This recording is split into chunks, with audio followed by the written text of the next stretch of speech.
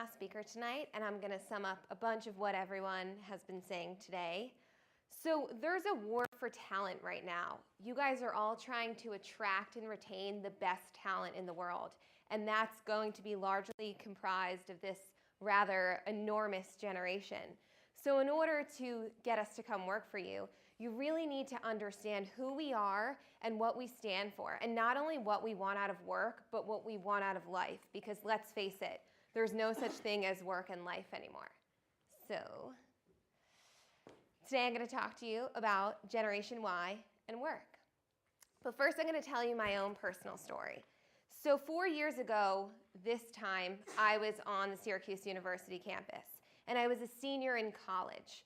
I had already done the college thing for a while, so I was excited about my senior year, but I was more excited about my future. I wanted to move to Los Angeles, and I wanted to start a career in the entertainment industry, in the marketing industry, and if any of you guys are in those industries, you know that you can't just interview remotely or go out there and meet people and have a conversation about the job. You need to graduate, you need to move there, and you need to be ready to work that next day. So I didn't have that luxury, and I had 8 months from the time I got really excited about my future until I was graduating. So I needed to spend that time practicing, building my story, practicing interviewing, learning how I'm going to go in there and be able to get that dream job. So a lot of corporate companies were coming to my campus. GE in particular was coming. And I didn't really know much about GE at that time. All I knew is my refrigerator and washer and dryer and all that stuff. So everybody was getting really excited about GE, and they were talking about the opportunity to work for General Electric. And when I heard that GE was coming, I thought, wow, I would love the opportunity to interview for General Electric. Because if I can interview for this company, then I can learn, if I can get through these rounds, then I can be extremely prepared to go out to LA and interview. So I started interviewing. I learned everything about the company. I learned about my story. I figured out how to weave my own story into the company story. And soon enough, I made it through round and round and round and got offered this job. And I sat there and I said, here I have this beautiful offer from this amazing company, or I have my dream to go out and get lost in Los Angeles and find some crazy passion, to find my passion. And I decided to put my imagination to work. So I spent my past 4 years working at GE, traveling around the globe, having an incredible work experience. And then 4 months ago, I hit a point and I realized, what about my imagination at life? You know, GE was an incredible company and had a place in my heart, but I really hit a point 4 months ago at 27 years old that I needed a company to touch my soul. We are working 24/7, not just our generation, but everybody today, and there's no such thing as work and life. So when we're looking for our career and what we want to do, it is critical that what we do embodies who we are and what we do touches our soul. And Jessica nicely hit on that for the past 20 minutes. Work and life is integrated, and we're no longer going down this traditional path that the generations before us went down. We're no longer buying a house, getting married, starting a family, retiring. We all want these things, but we're taking a left-hand turn and we're doing it differently. And we don't feel bad about not taking that traditional path. In fact, we're excited about jumping to the left and figuring it out ourselves. So this isn't just me feeling this way. This isn't just the people in this audience based in Las Vegas. This is a shared mindset around the globe. In fact, my company just launched a report looking at millennials across the globe, and now I'm going to start sharing what we've heard from them. So this generation's big. We've all been talking about this. We're 2 billion globally, and we're influential. Across the globe, by 2020, we'll have $2.5 trillion worth of spending power. And we're taking over the workforce. By 2030, we are going to make up 75% of the global workforce. So that's who we are. What do we think about ourselves? Less than a month ago, we asked over 4,000 panelists from 10 different countries around the globe who they were, and this is what they told us. Number one, first and foremost, globally connected. As Matt mentioned, this is a generation that's on their phones all the time. They feel this global connection. They're open-minded, they're creative, they're innovative, they're realistic, they're responsible. And this wasn't just thrown out from people in the US and the UK. Across Germany, China, Brazil, we heard the same things over and over again. In fact, this is the first generation with the most shared values, interests, and attitudes across the globe. So while we're globally connected through our phones, we actually call this generation cultural diplomats because they don't want to just be connected through phones. They want to create real, meaningful connections with their peers around the world, and they want to have real, true, genuine experiences. 75% of Ys around the globe see traveling as a life aspiration, and nearly 50% of us want to work abroad. This is something that's true and that's resonating with Ys. And in fact, we're setting ourselves up for this traveling, this free lifestyle. We call this generation knowners. And it's this idea that we don't want to own things. We want to share things with other people. We want to set ourselves up for this position to just go and find real meaning in our lives. So in fact, we also really value the earth and really care for this planet that we're 3 times more likely to invest in socially conscious brands than in luxury brands. So not only do we not care to have things and want meaning, but we really don't care about these fancy things that people have cared about in the past.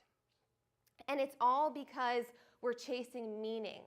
This generation doesn't care about money like people think we do. In fact, 23% of us say being wealthy is a life aspiration, which isn't that much. And 60% say it's important to have a career that they're passionate about.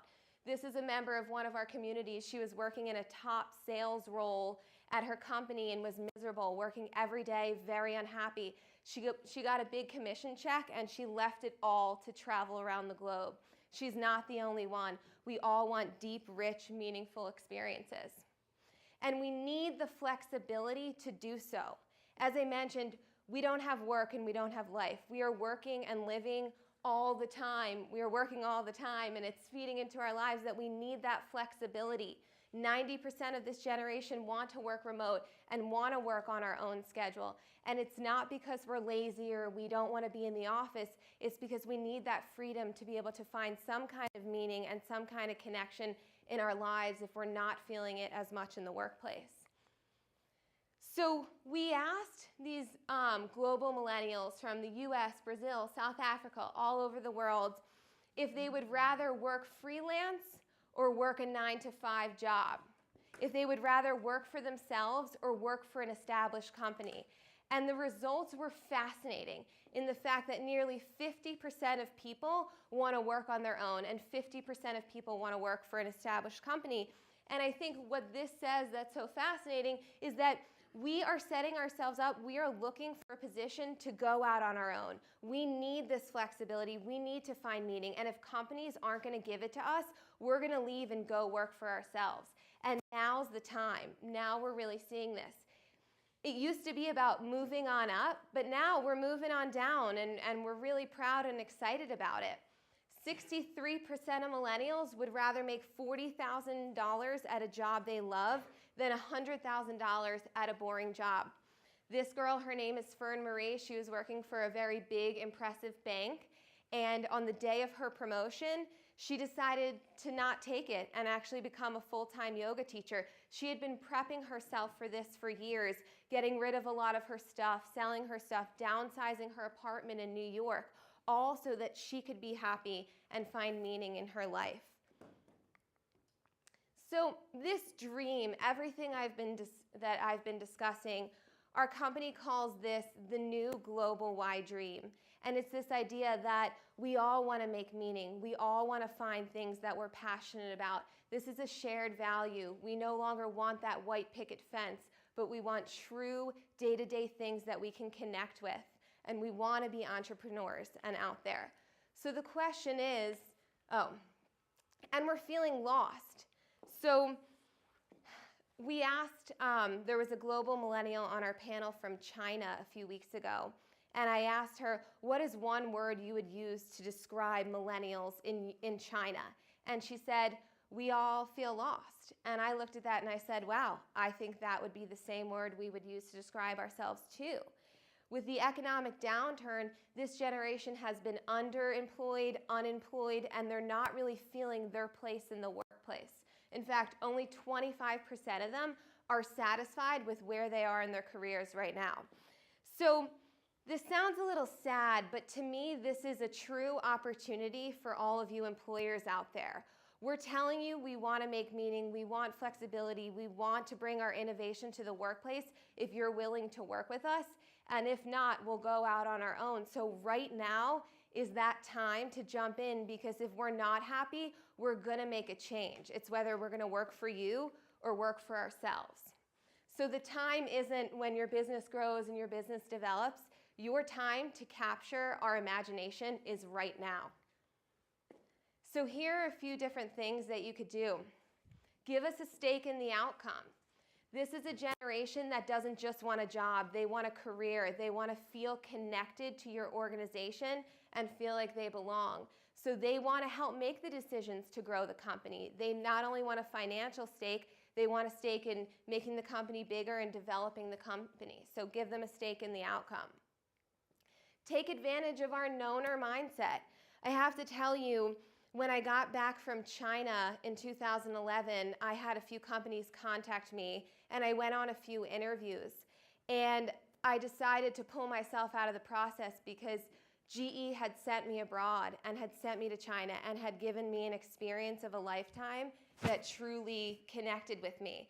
And the irony of that is they invested a lot of money in me in this entire program and all the years I was there, sending me to classes, sending me to different trainings. But that true deep experience that they gave me made me hold on to that company. And that's really what matters to us. So take advantage of this mindset that we want to experience, we want to travel, we don't want things, we want to get out there and give this generation bubble assignments, put them out there because they want it and you'll retain them longer for it. If you trust us, then let us be. We are a generation that wants that flexibility. We need it. We can't work. It's unsustainable until we find it. So I'm not saying institute something where everybody can work from home, but take it on a one-on-one basis. If you trust an employee, if an employee has shown that they will work late, they will work weekends, they will do whatever they need to do, give them that flexibility that they need. Work it out. And finally, as Jessica talked about for a while, our passions and our purpose are really who we are. And if you can tap into that, that will come back and do amazing things for your company. So see our passions and purpose as superpowers. I promise you, if you look at different projects and see who connects with them, those are the people to put on those projects. It will make a true difference and it will keep us there. But it's not just about us. And it's hard to say that after I talked about us for the past 20 minutes. But the truth is, Gen X and Boomers have come from a very different mindset, and they are experienced, and they are extremely knowledgeable. And there is a lot that we can learn from them. And where true innovation and true imagination comes to play is when you take this fresh mindset and this creative approach and you match it with that experience.